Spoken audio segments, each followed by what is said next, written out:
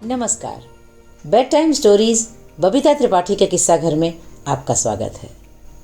बजी डुगडुगी खुला पिटारा, कहानियों का नया खजाना। कहानियों का खजाना लिए मैं बबीता त्रिपाठी आपके पास एक बार फिर से हाजिर हूँ।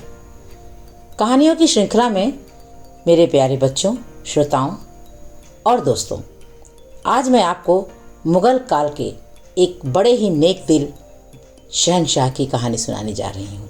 लेकिन जैसा कि आपसे मैं हमेशा कहती आई हूँ कि कहानी सुनने के पहले मेरे इस चैनल को आप लाइक, सब्सक्राइब और शेयर करना ना भूलिएगा। हाँ, साथ ही साथ बेल आइकन को भी ज़रूर दबा दीजिएगा ताकि जब भी मैं कहानियाँ अपलोड करूँ आप तक उनकी नोटिफिकेशंस ज़रूर पहुँच जाए। तो चलते हैं सीधे कहानी पर। बच्चों, आज की कहानी का नाम है सच्चा बादशाह। मुगल काल का एक राजा था ऐसा, मुगल काल का एक राजा था ऐसा, प्रजा की हितों के लिए काम करता, प्रजा की हितों के लिए काम करता। स्वयं वेश धर कर वो जाता प्रजा में, स्वयं वेश धर कर वो जाता प्रजा में, सही और गलत की परख खुद ही करता, सही और गलत की परख खुद ही करता। दीन इलाही, गरीब नवाज, शहंशाह आलम, मुगल खानदान के चमकते हुए सितारे, बादशाह अकबर की आगवानी में जौनपुर के सूबेदार मुबारक खान ने जमीन आसमान एक कर दिया। यह उसकी बरसों पुरानी साध थी। बरसों से वह लगातार बादशाह को जौनपुर आने के लिए न्योते पर न्योता देता चला आ रहा था, मगर बादशाह की जान को बड़े झमेले थे। उस दिन भी बड़ी मुश्किल से उन्हें उधर जाने का मौका मिल पाया था। के पास बहुत कम समय था। हाथी की पीठ से उतरकर उन्होंने अभी 2 घड़ी आराम भी न किया था कि सूबेदार मुबारक खान बादशाह को गोमती के किनारे दूर दूर तक फैले उस लंबे चौड़े मैदान में ले गया जहां मस्जिद बनाने की योजना थी। वहां जाकर उसने बादशाह को मस्जिद का नक्शा दिखाया। इस नक्शे को दिखाने के लिए वह बरसों से बेकरार था। बादशाह ने नक्शे को बड़े ध्यान से देखा। उसे देखकर बादशाह की बाछें खिल गईं। उन्होंने कहा, बेशक नक्शा बहुत खूबसूरत है मुबारक खान। आसमान को चूमने वाली इसकी ऊंची ऊंची मीनारें, निराले गुंबद, खुला तालाब, सब का सब बेमिसाल है। हमारा ख्याल है कि खुदा के लाखों बंदे इसमें बैठकर अल्लाह ताला से दुआ करेंगे और सुकून पाएंगे। जी आलम पनाह, यह खूबसूरत और बेमिसाल मस्जिद दुनिया भर में हुजूर की दीनदारी और गरीब परस्ती का डंका पीट देगी। मुबारक खान ने झुककर आदाब बजाते हुए कहा। अकबर खुश होकर वहां से लौटे। अकबर महान थे।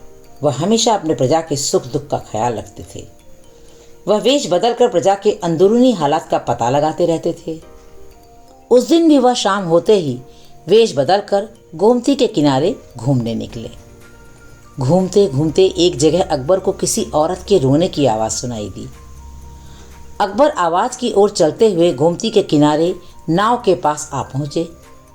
उन्होंने देखा कि नाव के पास एक 80-90 साल की काली और छोटे कद की बुढ़िया अपनी गठरी थामे पार जाने के लिए खड़ी है और कह रही है, इस अल्लाह हमारे दुष्ट मुंशी को तो देखो, अभी अच्छी तरह दिन भी नहीं छिपा है कि दफ्तर बंद करके यहाँ से भाग गया।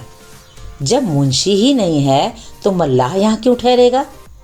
ये कितने बजे आते हैं और कितने बजे जाते हैं, कोई देखने वाला है? सूबेदार मुबारक खान को तो कर वसूलने से ही फुर्सत नहीं है। रियाया मरे या जिंदा रहे, इससे उसे क्या?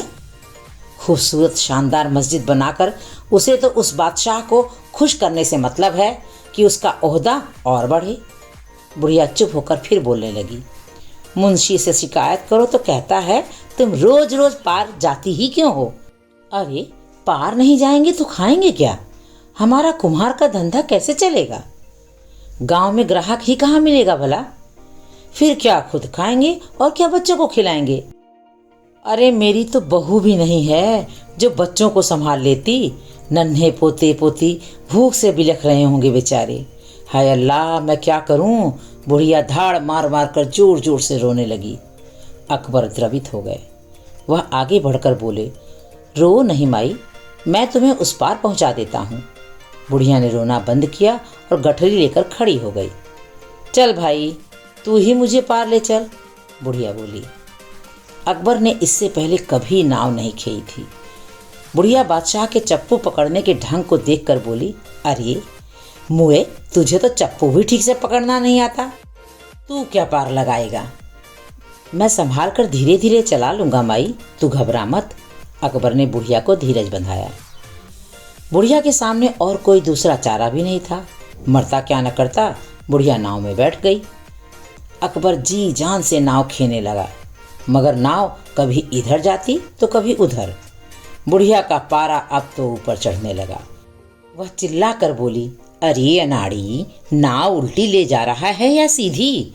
ऐसे चलकर तो तू हमें कल रात तक भी पार नहीं पहुंचा पाएगा, और यह भी पता नहीं कि नाव बीच मझधार में ही डुबो दे। मेरे बच्चे इंतजार कर रहे होंगे और तू है कि नाव लेकर खिलवाड़ कर रहा है। माई, सब्र तो करो, बादशाह ने धीरे से कहा। किंतु बुढ़िया थी कि बोले ही जा रही थी। असल में तो इन बातों का जवाब दे बादशाह ही होता है, मगर बादशाह तो मुबारक खान की चिकनी चुपड़ी बातों से ही खुश हो लेगा। उसे असलियत कौन बताएगा कि यहाँ मस्जिद की नहीं, एक पुल की ज़रूरत है। इस पुल के बिना पार वाले लोगों को कितनी परेशानी होती है, उस बादशाह को क्या पता। माई, क्या परेशानी होती है? अकबर ने पूछा। अरे भाई, पुल न होने से उस पार कोई वैद्य या हकीम भी जाने को तैयार नहीं होता। बुढ़िया फिर चुप हो गई। थोड़ी ही देर बाद उसने फिर बड़बड़ाना शुरू कर दिया। सूबेदार मुबारक खान हमारा हाकिम है, लेकिन उसे ये सब देखने की फुर्सत है ही कहाँ। उसे तो बस अपना कर वसूलने से मतलब है। लोग कह रहे हैं यहाँ ऐसी मस्जिद बनेगी जो दुनिया भर में अपना आसानी आप होगी। सुना है आज यहाँ अकबर आया था। अगर कहीं वह मुझे मिल जाता तो मैं उसे बताती कि ओ दुनिया जहान के मालिक बादशाह, अगर तू सचमुच ही लोगों का भला करना चाहता है तो पहले यहाँ पुल बनवा, मस्जिद नहीं। बुढ़िया देर तक इसी तरह बड़बड़ाती रही। चारों ओर अंधेरा छा गया। आसमान में तारे छिटकने लगे। अंत में नाव किनारे पहुंच ही गई।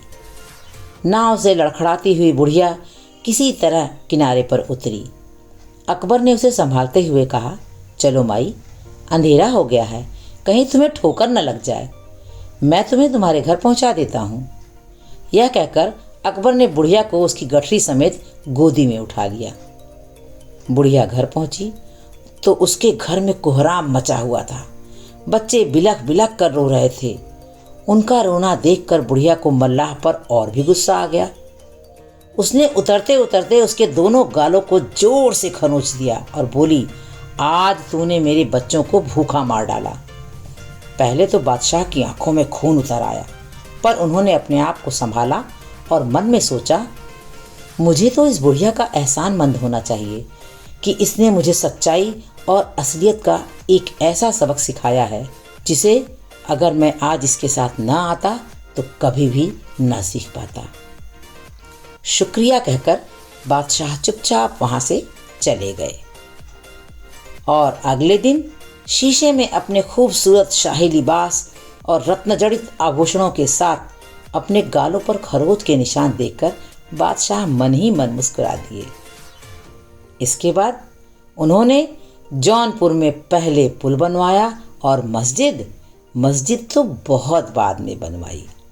तो बच्चों, श्रोताओं और मेरे दोस्तों, कैसी लगी कहानी? बादशाह अकबर की नेकदिली की ये कहानी निश्चय ही आपको पसंद आई होगी। तो इस कहानी से क्या सबक मिलता है, आइए ये भी जान लेते हैं। इस कहानी से ये सबक मिलता है कि सच्चा राजा वही है जो अपनी प्रजा के दुख सुख को समझता हो। दूसरों की कही सुनी में निर्णय लेने की अपेक्षा स्वयं देख परख कर प्रजा की भलाई के लिए काम करता हो, वही सच्चा राजा है। धन्यवाद बच्चों। कहानी को सुनकर आप मेरे इस चैनल को एक बार फिर से याद दिलाना चाहूँगी कि लाइक, सब्सक्राइब और शेयर करना ना भूलिएगा। हाँ, डिस्क्रिप्शन बॉक्स में मैंने अपनी सभी कहानियों के लिंक डाल रखे हैं। आप चाहें तो हर कहानी के डिस्क्रिप्शन बॉक्स में जाकर आप किसी भी कहानी को सुन सकते हैं। धन्यवाद। मिलती हूँ अगली और अच्छी कहानी के साथ।